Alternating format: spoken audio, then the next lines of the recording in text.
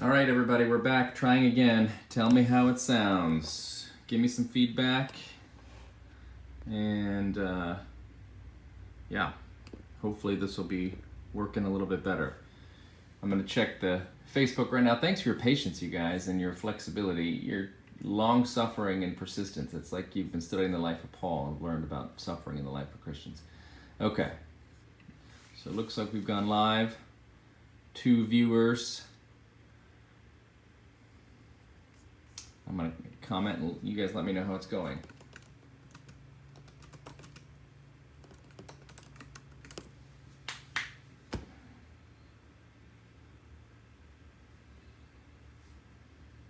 All right, Linda's saying it's good, so we're a go. Praise the Lord. Hallelujah. Okay, well, let me bring my slide up again. Again, we're in Acts 27 today. We've been through the announcements. That's over now.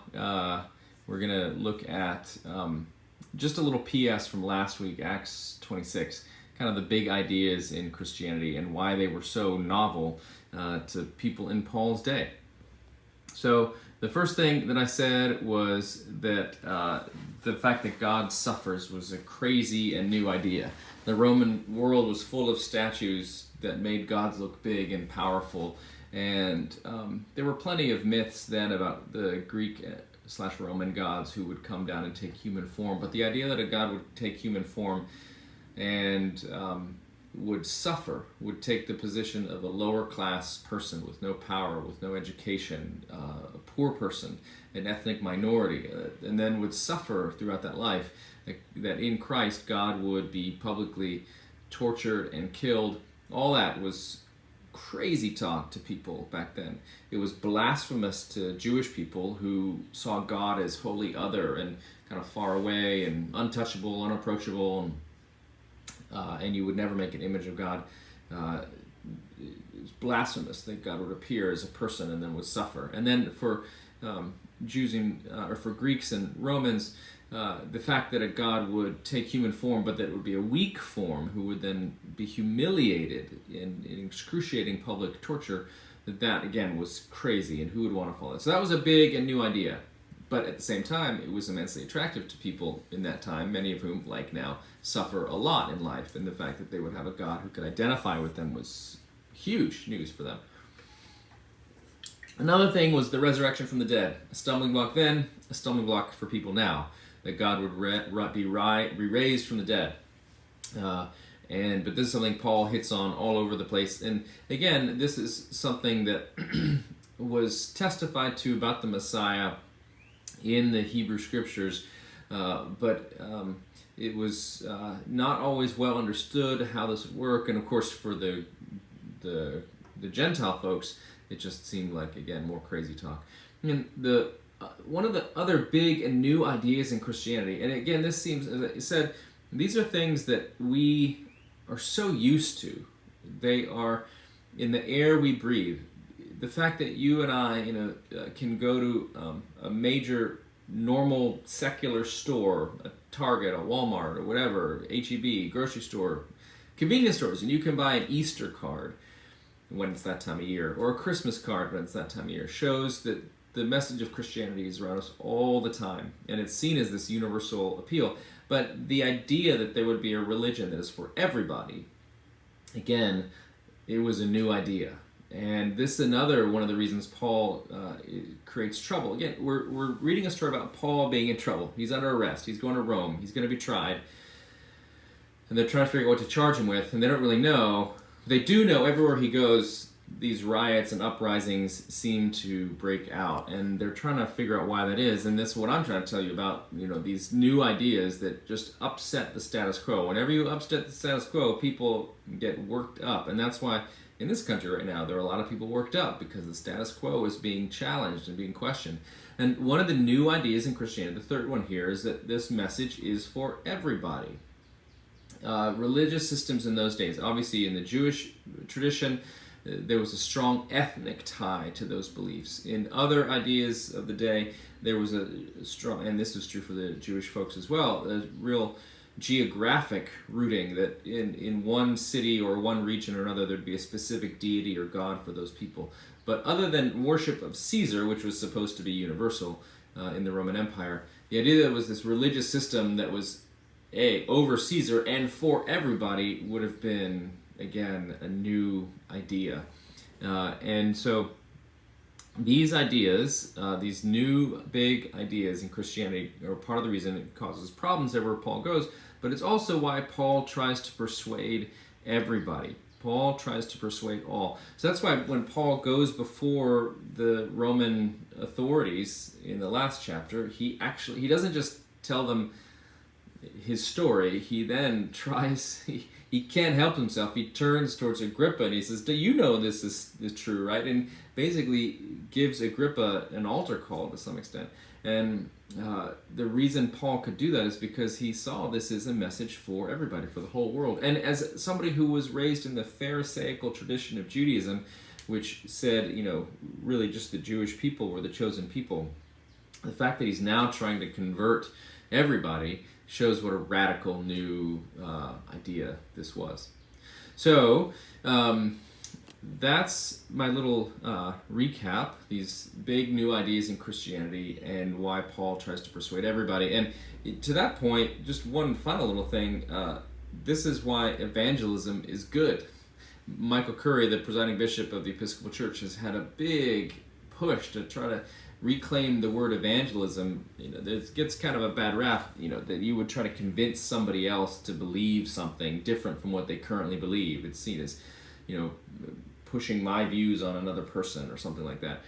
But which is what we try to do all the time, by the way. Every time you go on Yelp and review a restaurant, you're trying to persuade somebody to believe what you believe.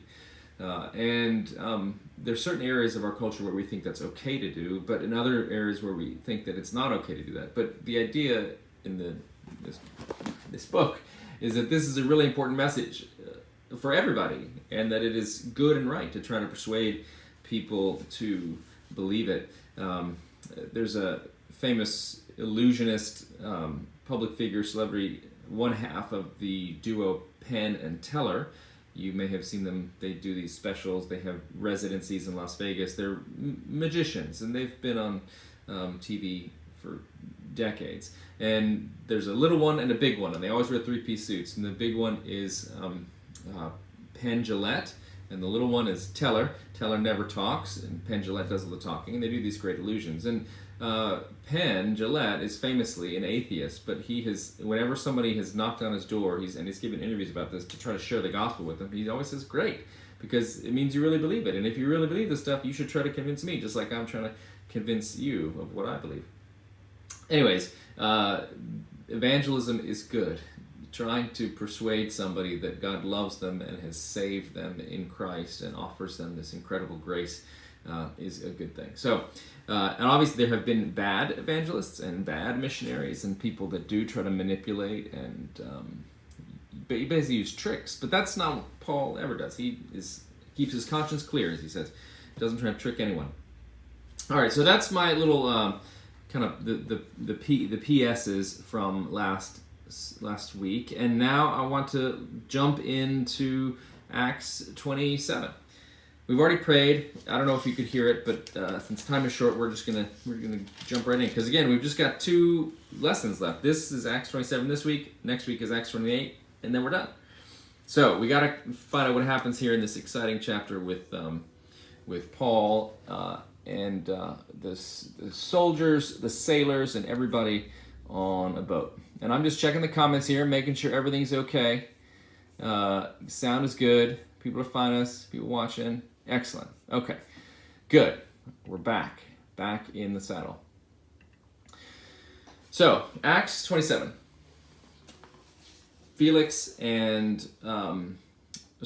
Festus and Agrippa have just heard Paul's defense.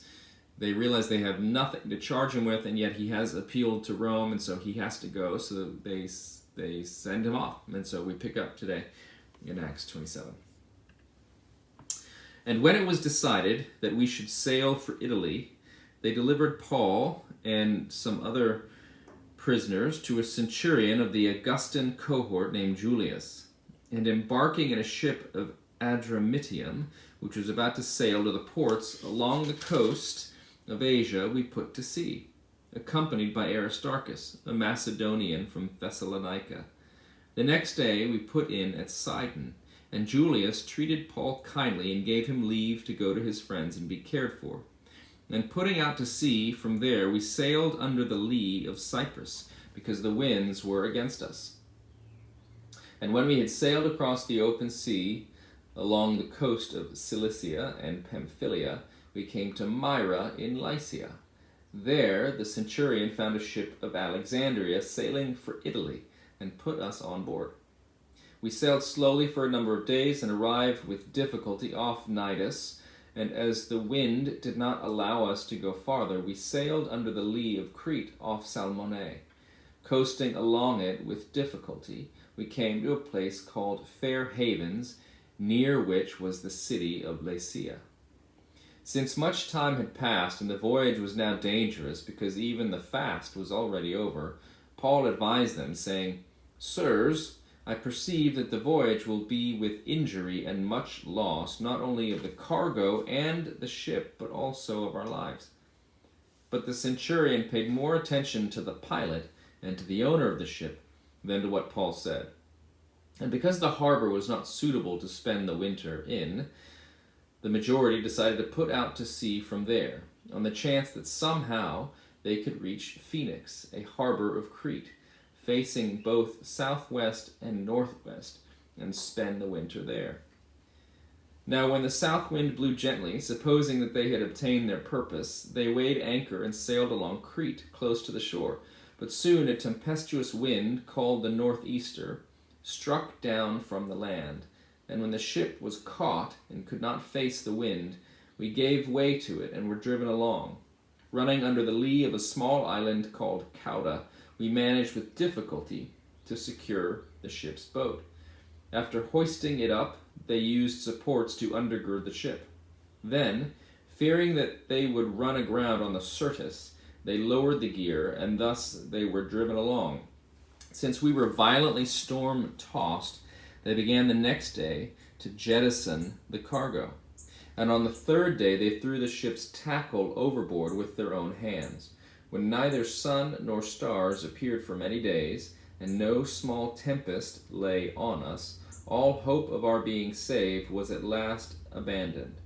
Since they had been without food for a long time, Paul stood up among them and said, "Men, you should have listened to me, and not have set sail from Crete, and incurred this injury and loss. Yet now I urge you to take heart, for there will be no loss of life among you, but only of the ship. For this very night there stood before me an angel of the God to whom I belong and whom I worship. And he said, 'Do not be afraid, Paul. You must stand before Caesar, and behold, God has granted you all those who sail with you. So take heart, men, for I have faith in God, that it will be exactly as I've been told, but we must run aground on some island.' When the 14th night had come, as we were being driven across the Adriatic Sea, about midnight the sailors suspected that they were nearing land. So they took a sounding and found 20 fathoms. A little farther on they took a sounding again and found 15 fathoms. And that means they found that they were about 100, in water that was 120 feet deep and then 90 feet deep, so it's getting shallower, so they believe they're approaching land. And fearing that we might run on the rocks, they let down 4 anchors from the stern, that's the back of the boat, and prayed for day to come. And as the sailors were seeking to escape from the ship and had lowered the ship's boat into the sea under the pretense of laying out anchors from the bow, in front of the ship, Paul said to the centurion and the soldiers, "Unless these men stay in the ship, you cannot be saved." Then the soldiers cut away the ropes of the ship's boat and let it go. As day was about to dawn, Paul urged them all to take some food, saying, "Today is the 14th day that you have continued in suspense and without food, having taken nothing. Therefore I urge you to take some food, for it will give you strength. For not a hair is to perish from the head of any of you." And when he had said these things, he took bread, and giving thanks to God in the presence of all, he broke it and began to eat. Then they all were encouraged and ate some food themselves. We were, in all, 276 persons in the ship. And when they'd eaten enough, they lightened the ship, throwing out the wheat into the sea. Now when it was day, they did not recognize the land, but they noticed a bay with a beach, on which they planned, if possible, to run the ship ashore. So they cast off the anchors and left them in the sea, at the same time loosening the ropes that tied the rudders. Then hoisting the foresail to the wind, they made for the beach. But striking a reef, they ran the vessel aground.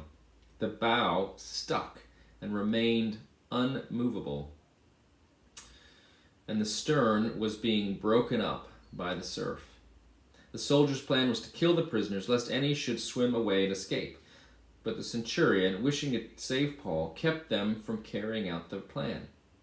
He ordered those who could swim to jump overboard first and make for the land, and the rest on planks or on pieces of the ship. And so it was that all were brought safely to the land. Here endeth the lesson. All right, take some time. Now, look over the text. Write down your questions, thoughts, what jumps out at you. And then we'll dive in, and I have a little video to show you if I can get it to work. So take a moment and look at the text. Here is a picture of the church.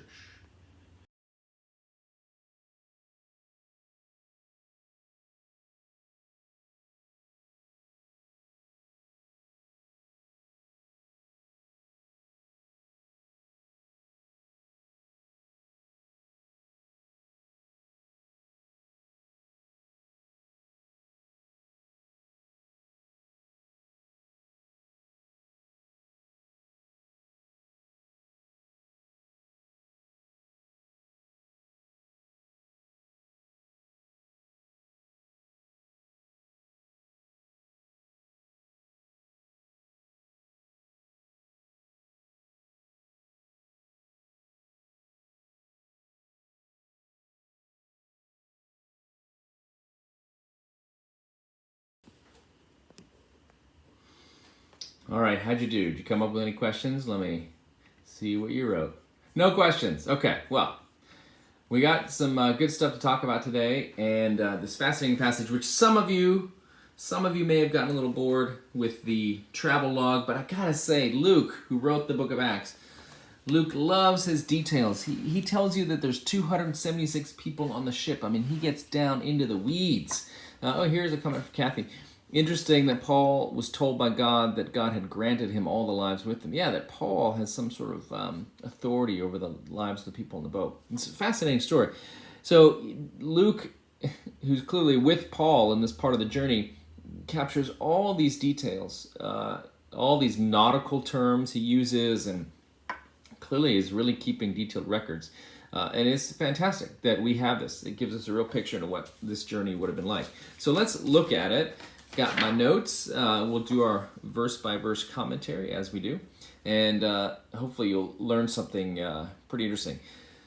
Okay, so the first thing we see is that Paul, thankfully, is moving. He's been stuck for 2 years. He's been stuck in Caesarea. And finally, he gets to be on the move again. And I imagine he's got to be pretty excited just to not be stuck anymore. So they're sending him to Rome, and they send him under military guard, a centurion of the Augustan cohort, it says. Again, Luke remembers which, it's like saying a commander in the 3rd Infantry. Like he remembers which division of the Roman military he's with. So he's got a centurion, even tells us his name, Julius. There would have been other soldiers, obviously. And they embark in a ship of Adramyttium. This is a city of Asia Minor. So there they are in Caesarea. And I'm going to show you a picture here. There you go. That, down at the bottom right-hand corner of your screen, you can see Jerusalem and Caesarea. So that's where we begin. And the first thing to do is they have to get a boat. It is late summer, early fall as this is happening. And you can see what they want to do is go, you can see my little mouse here, they want to go from here, Caesarea, to Rome. Now the normal way to do this would have been as straight shot as possible from Caesarea all the way across the Mediterranean Sea, between northern Africa and Crete, right over here all the way to Sicily, and then either by ship or by land to get up to Rome. And what happens is that they're leaving sort of rapidly, and this is not the time of year you want to be sailing in the Mediterranean. The fall is kind of the worst. So they want to get him moving as quickly as possible. And it seems like the quickest thing they could get was a little boat, a coasting vessel from a city of Adramyttium. Now, Adramyttium is a little city up here. And so they find a small boat that is essentially a coasting vessel that would just go along the coast. And this is its final destination. So they want to get him up here, and they figure from up here they can find a bigger boat which can take him then to Rome up here. So Paul would love to get a direct flight, but he doesn't get a direct flight. He's going to have to go through Chicago, or he's going to have to go through Charlotte or whatever. He can't go direct to LaGuardia here. He's got to make some stops along the way. So they leave Caesarea and get first day just to Sidon. And what we learn also, in addition to another companion with them, a guy named Aristarchus, they also, while he's in Sidon, the centurion very kindly allows Paul to see his friends, to visit some of his people, and to some of his people in Sidon to visit him. So great centurion, nice guy, shows some compassion, and then they set sail, as it says, under the lee of Cyprus, because the winds were against us. So the first thing that happens is they hit kind of a problem. Again, you would think if they're trying to get up here, you see this up here, this destination Asia, that's where they're trying to go. The ship is bound for that area, and then there they want to get a bigger ship that will take them to Italy. So the direct shot from Sidon normally would have been to go from here, sail south of Cyprus, and just kind of up here. But they don't, because the winds are already bad. So they go through here to the sheltered side. On the lee, under the lee means they're on the sheltered side, the side that's protected from the wind. So they go through that area, and they land at a city called Myra, which is, you can go there today. It's in Turkey now, and you can see some ancient ruins and the Roman theater and other stuff that was there. So they stay there, and the centurion goes out to find another ship, because they've got to get on a bigger boat to get to Rome. This one is just, this is almost near the final destination of this little ship. So they find an Alexandrian freighter. This would have been a ship over 100 feet long, would have carried grain from Alexandria down here in Egypt to Italy. So the ship possibly came from Italy, would have dropped stuff off in Egypt, picked up wheat there, and now it's going back to Italy. And so Paul gets on this ship that the centurion finds. And it says they sailed slowly for a number of days, arrived with difficulty off Cnidus, which is, you can see right here. So just going this little distance from Myra to Cnidus was already really challenging. They would have wished if they could, they get this ship in Myra, and again, the normal way would have been to go down here by this island of Rhodes, down here, south of Crete, to go that way. That's the interstate. But there's bad weather. The wind is awful. So it's difficult just to get here because the wind is against them. So they're tacking all the way. They get to Cnidus, and they kind of catch their breath. And it says the wind did not allow us to go any further, so we sailed under the lee of Crete off Salmone. So again, they would have liked to, from here, they would have liked to go that way. But again, they can't do that, so they got to go that way, under the lee of Crete. And there they are. They finally get a break. They stop at a place called Fair Havens, ironically named because they've had such a difficult journey the whole way. So there they are at Fair Havens. And it says in verse 9, since much time had passed and the voyage was now dangerous because even the fast was already over. So this has just taken way longer. This trip, normally in a good season, would have taken 2 weeks, but it's already taken a long time, apparently, potentially longer than even that. And now they're stuck in Fair Havens, waiting for the weather to get better. And it's not so they've been delayed and delayed and delayed. This is like when you're sleeping at the gate and you're waiting for your connecting flight because you got rerouted and you're just waiting. So traveling frustrations, same then as now. So there they are, stuck in Fair Havens. And it says the fast is already over. That means Yom Kippur, which is always in the fall. This year it's September 27, 28. Last year it was October 8th, so it changes around, but it's late fall. It's like well into the fall. So this is the worst time to be traveling in the Mediterranean, but there they are. So Paul, who's on the ship of 267 people, he's a prisoner, and yet he has the gall to tell the people in charge, like walking up to the cockpit and saying, hey guys, I think we got to do something else. He says we should just stay here because if we continue, we're going to lose the cargo, the ship, and possibly people's lives.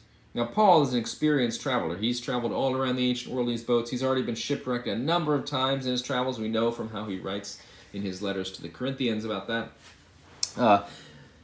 But the centurion and the pilot, the captain of the ship, and the owner of the ship, who's on the boat, they overrule Paul. Because what does Paul know? This weird prisoner with these religious ideas. So they vote. It says when the majority decided to put out to sea from there, which means they had some sort of conference. They took some sort of vote. So everybody, because it's not really clear what to do, because Fair Havens, as nicely named as it is apparently not a good place to spend the winter. This southern part of Crete is rough and rocky, and the wind obviously is against them, and it's not a kind of a big safe harbor to stay in. It's kind of just a little rest stop basically for them. So they decide to make a really short trip. It's just 40 miles from Fair Havens to a place which is not labeled on the map, but it's right here by the sea in Crete, the letter C, a city called Phoenix, which has no relation to the bird. It's the name for a date palm or some sort of tree. And so that has a big harbor where it's suitable for winter. So they're just going to make a short little 40-mile trip from this dot, Fair Havens, to about where the letter C is on the island of Crete. And then they're going to camp out there for months. They're just going to have to wait for the weather to calm down and the winter to pass. So on that little journey, as you can see, it doesn't quite work out that way. The wind immediately picks up. There's this nor'easter that comes up, this huge storm that comes when kind of two weather systems meet, and it just they lose all ability to stick to their plan. So they get swept out into sea, and it goes from bad to worse. It says they were driven along, and they're running under the lee of a small island called Cauda, which is down here off the coast of Crete. And they're just doing the best they can. It says they manage with difficulty to secure the ship's boat. It's verse 16. Now that's sort of interesting there, because what that means is, so this is a big freighter, and it would have a little boat that was used kind of like a ferry to get people to and from land. If they pulled up at some place that was, you can't drive the ship up onto the beach because it'll get stuck. So they could kind of park off. You see this in the Pirates of the Caribbean movies. They kind of anchor the ship some distance from shore, and they use this little boat to get people back and forth. And it's sort of attached to the side of the boat. The fact that they have to pull it on board, what that means is it's getting filled with water, which indicates, again, how rough these seas are. If the waves are so high and the rains are so much, that this boat is getting filled with water. And it was probably a pretty big boat, 20-foot boat or something like that, filled with water. So they would have had to dump it out, bring it on board. It's already heavy and waterlogged. So this was a lot of work, and that's why Luke, again, who has these delightful understatements, says, we managed with difficulty to secure the ship's boat. So they emptied out that little boat, bring it on board, the big boat, and it says after hoisting it up, they used supports to undergird the ship. So what they're doing here is they're putting ropes under the boat to try to hold it together. It's essentially duct tape at this point. They're just trying to save their skins. So they secure the boat with ropes to hold it together from breaking apart. And it says that they're worried that it's going to run aground on the Syrtis. The Syrtis, and again I'm going to use my little mouse pointer here. See where it says Mediterranean Sea? That area there off the northern shore of Africa would have, it had this sandy shoal called the Syrtis. And it was a ship's graveyard. Because again, you couldn't tell, but it would get really shallow and you would shipwreck there. So they want to avoid that. They're terrified that they're going to hit it. And so it says they lowered their gear. It's not clear what that means in verse 17 here, but it's probably either lowering some sort of drift anchor, something that you would put in the water to slow you down, or lowering the sails, again, because with the wind being so rough, with the sails being up, they could get blown any which way, or the wind could be so strong it could break the mast if the sail catches the wind. So maybe it's both, but they lower the gear, it says, and they just are driven along. They're at the mercy of the wind at this point. They are not in control of the vehicle. And it says we were violently storm-tossed, again, as if we had any thought that they might be doing okay. Luke tells us again, violently storm-tossed. They began the next day to jettison the cargo. Huge losses here. There's wheat on board that they've picked up in Egypt and taking to Rome, and the fact that they have to toss overboard the thing that they're carrying means that it's really bad. So they start jettisoning the cargo. The third day, they threw the ship's tackle overboard with their own hands. This could have been one of the masts, other equipment. It's necessary stuff. This is not just like if you're in your car and it's not working, you throw out the radio. Well, the car can still go without the radio or without the air conditioning. But the tackle, this is like driving along and you got to lighten the load so you throw out the transmission or something. This is something you really need. So they're throwing it over, it says, with their own hands. And you just are beginning to get the sense of the real desperation here. This is really not going well. This is the third day when neither sun nor stars appeared for many days, and no small tempest, again, that's how Luke likes to talk, lay on us. All hope of our being saved was at last abandoned. Now this is kind of the key thing here. They haven't seen the sun or stars, meaning that's how cloudy and dark it is. That's how big the storm is. And it means they have no way to navigate. Because in those days, they used the sun to navigate and they used the stars to navigate. So they can't tell where they are or where they're going. They're terrified. If you've ever felt alone, abandoned, sick, scared, this is where they all are. And they don't really know what to do. And they have no way to fix it. And in this poignant verse, Luke says, this is when all hope of our being saved was at last abandoned. They were holding on to a little bit of hope. Maybe, 14 days. Or it says, at this point, for many days. Next, we're going to find out it's been 14 days. But they've been just waiting. And this is where they give up hope. Now, this is kind of an important Christian moment, because you've maybe heard me say before, quoting a buddy of mine, God's office is at the end of your rope. And here is where they reach the end of their rope. When they at last abandon all hope and they give up, it seems kind of unchristian, but this is where God begins to work. Because we'll see in the very next verses, that's when an angel appears to Paul to assure him of God's presence and power with him. I do want to note something interesting here, that this is where, if I were writing the script, this is where I would have Jesus show up and calm the storm. I mean, Jesus did that all the time in the Gospels. That was sort of one of his things. He would walk on the waves and he would say, "Peace, be still," and immediately the Sea of Galilee would be calm. We know that this is who Paul follows and proclaims. We know that God is with Paul. Christ has appeared to Paul several times during his ministry. And yet here, nothing. And you can imagine that Paul is praying for this. He's picking up the phone, but he's not getting the answer that he wants. And I think it is important to remember that God is not always like a lawnmower parent. You know what a lawnmower parent is? We've heard about helicopter parents, drill sergeant type parents. the idea that you'll hear these days sometimes is a lawnmower parent. This is a parent that goes ahead of their child to mow down any obstacles in that child's way. So a helicopter parent is hovering there to rescue the child if the child needs rescuing. The lawnmower parent makes sure the child never needs rescuing because they just mow down everything in that child's path that might present difficulty, challenge, struggle, or be an obstacle. And sometimes we want God to act the same way.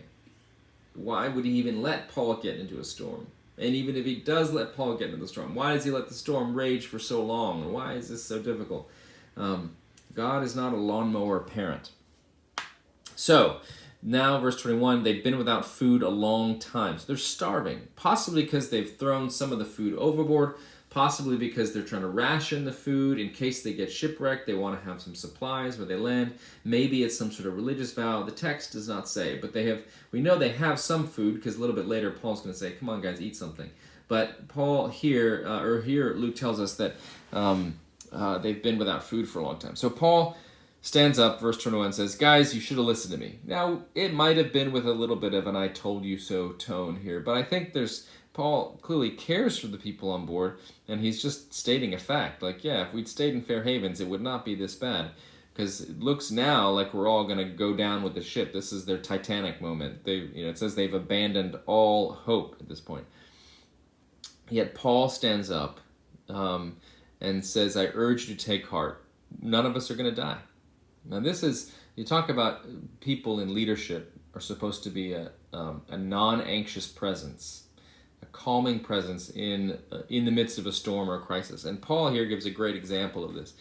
He says there'll be no loss of life, only the ship. So he tells them the truth. He doesn't say everything's fine. He says there's a real crisis. And that's a really great character of a leader. A leader does not diminish the severity of a crisis in order to give people false hope. Paul tells the truth. The ship will be lost. The cargo will be lost. This thing is going down to the bottom of the Mediterranean. But we are not going to die. So he doesn't sugarcoat it, tells them the truth, honestly, and but also provides real hope because he says, God has spoken to me, the God whom I worship. And he said, do not be afraid. This angel appeared and said, do not be afraid, because you must stand before Caesar. And behold, God has granted you all those who sail with you. And this is, again, Kathy, you mentioned this in your comment. It's great that God gives this word to comfort not only Paul, but also all these people on the boat with him, all these Gentiles, all these people who worship idols and other systems. God is concerned with them as well. And again, that's just a beautiful picture of God giving Paul hope, but also wanting Paul to give hope to others. Paul never loses sight of kind of the ministry that he's called to. So he says, men, take heart. I have faith in God. It will be exactly that I've been told. But we must run aground. I mean, again, he tells the truth. He's a good leader. So I think, one of the things we should be thinking about here is that there's lots of stories of God's people on boats. Of course, we have Noah on a boat, but the other one that we should really be thinking of here is Jonah. Paul is the anti-Jonah here. Remember when Jonah was on the boat because of his disobedience? He was on the boat because he was running away from God and a big storm came up. And to calm the storm, Jonah had to be pitched into the sea. He had to kind of yield and give up his disobedience. Paul here says, because I am on the ship, you will not die. So that's why I say Paul is the anti-Jonah. His presence on the ship assures and ensures the safety of everybody on board. Not that the ship won't break up, but the people will be saved. So it says, verse 27, when the 14th night had come. Oh, can you imagine 14 days in a storm in the Mediterranean? Ugh. They're being driven across the Adriatic Sea. Now, you can see in your map, now the Adriatic Sea we sort of see as this part up here. In those days, they saw it as coming down kind of farther, like this whole area. So they're just out in open water, open seas, being driven across this, and they get a sense that they're nearing land, which is going to be right over here near Malta. Now, they don't know yet that it's Malta, but we know it's Malta. They're getting near to land. They start taking soundings, and they find that they're first 120 feet deep and then 90 feet deep. So they're getting close to land, and they are worried about hitting rocks. They can't see what's going on. Again, it's still a storm. They can't see under the water. They can't see where they're going. And they let down 4 anchors from the stern, from the back of the boat. And they're praying that day will come. It's nighttime. They can't see anything. And at this point, people got to be people. So even at this point where Paul has assured them that they won't die, there are now some people that want to take matters into their own hands. So some sailors start lowering the ship's boat. They've made up a lie, a pretense in verse 30 it says, that they're going to put out some anchors from the bow. Hey, we're going to go check on the bow and put some anchors down. We're just going to take the boat. Don't mind us. But it says Paul supernaturally has been given wisdom to know what's going on. He's been given a word of knowledge in a sense that he knows that these guys are trying to save their own skin. They think everybody's toast. It's got to look out for number one, every man for himself. So they lower the boat into the water, or they're about to, because they think that they can make it to land. But Paul tells the centurion, Julius, remember, and the soldiers, unless these men stay in the ship, you cannot be saved. So everybody's got to stick together. Paul knows this from the Lord. Now here's an interesting thing, because Paul has tried to speak to the centurion before, and the centurion did not believe Paul. But now, at this place of desperation, the centurion is ready to believe and trust what Paul is saying. So the soldiers go over, and as those sailors are trying to lower the boat, the soldiers cut the ropes. You can imagine the sailors were maybe a little bit peeved. Maybe they protested a little bit. What does this guy Paul know? And he's basically, the soldiers are cutting off the exit hatches. This is the opposite of, what's the horrible guy who's Kate Winslet's boyfriend in Titanic, played by Billy Zane, I believe, when he sort of lies and sneaks onto the boat, one of the lifeboats from the Titanic. That's the opposite of what's going on here. Paul says, nobody gets off the ship. We got to stay together. So, day's dawning. It says you got to eat something because we're going to land here, and you need some strength. So again, hope and care for the people. Paul just demonstrating incredible leadership here. Telling the truth, even if it's hard, giving them real concrete hope, and here taking care of, showing care for their physical needs. So they give some bread. It says he give thanks to God in the presence of all, breaks it and begins to eat. It has Eucharistic echoes. It sounds a little communion-y, but it is not communion. It's just a meal. He's just breaking the bread and giving thanks to God. And they all eat some food. And it says they were all encouraged. This is what Paul does here. All 276 people on the boat. And when they'd eat enough, it says they lighten the ship, throwing out the idea is just to get this thing as light as possible so it will stay above water and get them as far as they can go, since they're just being blown at this point. They do have maybe one little sail that then gets them towards land. So it's day. They don't recognize the land since they haven't been able to navigate and figure out where they are. But there's a beach, and they're trying to just ground the ship on the beach. So they cut off the anchors. They're just now coasting. They loosened the ropes because they tied the rudders to the bottom of the ship so that it would just bob like a cork on the top of the water and not go down. And so they have a little sail they hoist trying to get it onto the beach. And they strike a reef. It's like, oh, this is verse 41. It's like, come on, couldn't we get a little bit of relief here? All we want is to get onto the beach. So it's like just one more thing. It's like just when you thought you'd finally, your plane had been delayed, you were stuck forever, and then you finally get on the plane, you're stuck between a crying baby and somebody who's eating onions or something. I don't know. But I hope things are going okay with the live feed. My computer just restarted, and my little view of the camera is frozen, so I don't know what's happening here. I hope it's... Oh, if the computer froze, you got no view. Let me see what I can do here. Hold on a second. Woo! Hey, everybody. I've just switched to a new camera angle. Hopefully you can hear me. Sorry, this is not my... It's like what happened to Paul with the ship, with the boat, and then not working, and all these struggles. But if you've stuck with me, you get a special reward. Okay, which is just to know the main points.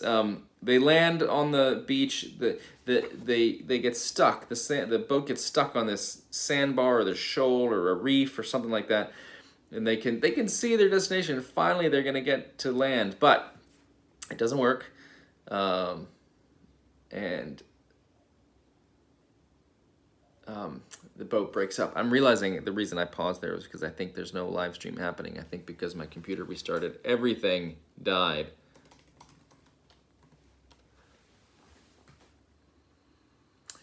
Yep, I think that's the case. We'll see you next time, everybody, if this is even working anymore.